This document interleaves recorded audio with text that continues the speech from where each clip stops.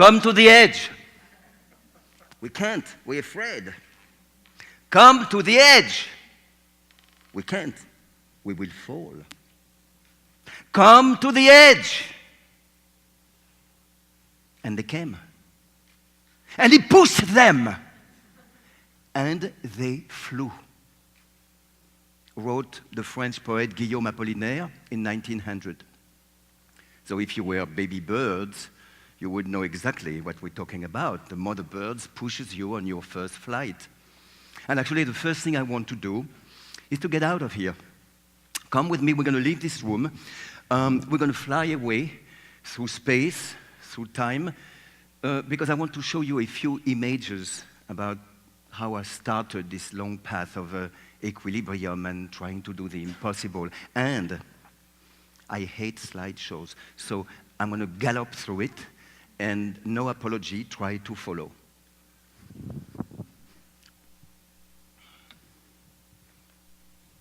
Oh, it's marvelous, it works. So I started in the streets of New York as a street juggler. And then when the police come and arrest me, which they still do today, I have my unicycle to escape them. Of course, my first illegal walk was Notre Dame,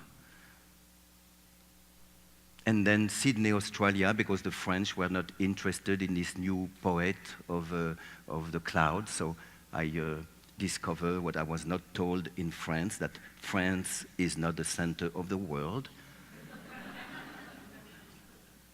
I do not need to introduce to you my towers, and of course today I will not say that again, I will say our towers. But I would like you to see what the wire walker sees on the wire, because today we are going to illustrate the word courage. And then I became a New Yorker, and I discovered this magnificent cathedral, St. John the Divine. The two towers are missing, so I'm doing a walk across to help raise the stones. A movie saluting a French wire walker from the last century, Blondin, over Niagara Falls. It's an IMAX movie, don't go and see it, it's a very bad movie. Courage, faith, I'm going to talk about that here. I am carrying without safety other than my knowledge and this young lady's faith. I am carrying an actor in opera I wrote to open an opera house. So I'm carrying 4 stories high, a human passenger. The mayor of Jerusalem invited me to open the Israel Festival a few years back, and I chose to put my wire between the Arab and the Jewish country. And I had 50,000 people on the whole valley who could not cohabitate, who could not talk to each other, but for 20 minutes they clapped in unison, and that's one of the most beautiful symphony remaining in my mind. And I want to take you backstage actually, quickly. This is my friend Sting, who helped me launch an international press conference with a small model of an inclined walk in Paris from the Palais de Chaillot to the second story of the Eiffel Tower. I built this model in 5 minutes for $5, and it fit, of course, in the back seat of a taxi cab. But then here I am talking to Chirac, the mayor, and you will notice that on his stupid golden table, because he has to prove his power, it's a table with little chips of gold underneath a glass top, the model has changed dimension. Now I need 2 taxi cabs to transport it. And then at the press conference, now I need a truck. And how I prepare for this walk? Well, first I found a magnificent space, l'École des Beaux-Arts, School of the Beautiful Arts in Paris, who allowed me to put a practice wire. And of course, I invited the students to maybe create a poster for me. And then the engineer in me, as I'm self-taught engineer, had to make a cable without grease. I'm sure you will understand why. And I am here monitoring the making of that cable. Actually, we made 2 cables, one for the actual walk, and one for a very long, not very high, 15 feet high, very long walk for 3 months in an airport that the mayor of Paris gave me. And this was for endurance and fighting the winds and getting confidence. And this was 100 yards longer than the walk itself. And of course, the man here with the cap, with his hands in the back, looking at 20 tons of concrete being poured, is the happy wire walker, a little bit like Christo, who had waited 20 years for this dream to happen. So I was delirious when they started breaking apart the sidewalks of Paris for me. And then nobody saw that. It was happening at 4 in the morning, so we would not stop the traffic on the bridge. There is 6 cranes. You might notice the fourth one. The other are almost invisible. This was to pass the cable in the air.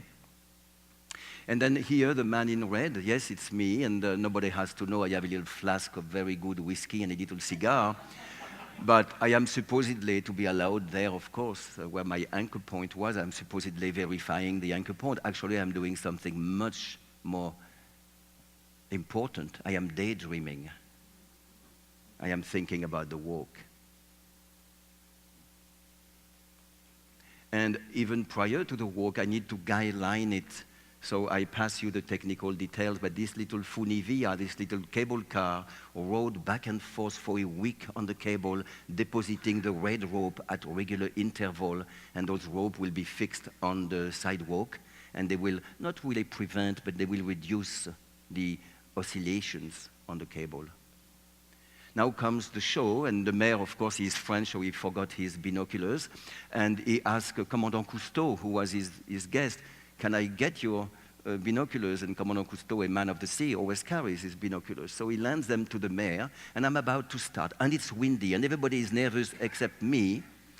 And the mayor, he didn't know that, but we were filming a little illegal film behind his neck, so we had the audio. And the mayor, between his teeth, is saying, oh my God, such an imbecile I am. Why did I say yes to that? This is so stupid, this guy is. And he doesn't finish his sentence. And then I am the dot in the sky, no need to point at it. We had 250,000 people. And then I am near arrival. You see, on arrival at the second story of the Eiffel Tower, all those cables converge to a giant shackle.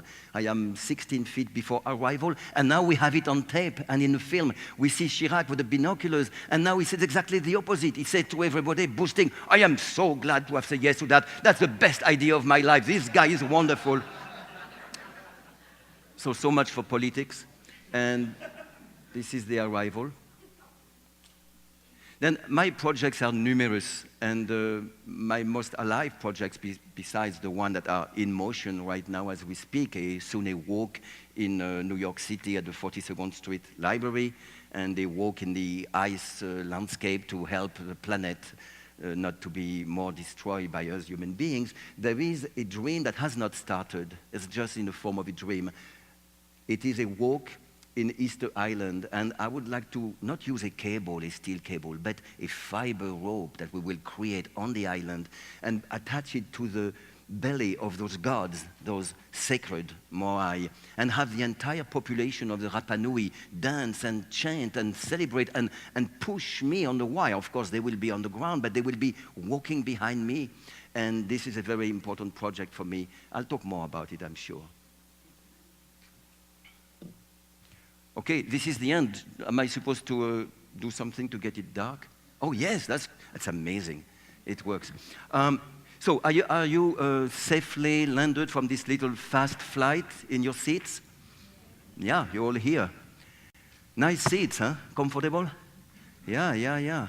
Front row is the front line. You know, you have. It's pretty courageous to be in the front row.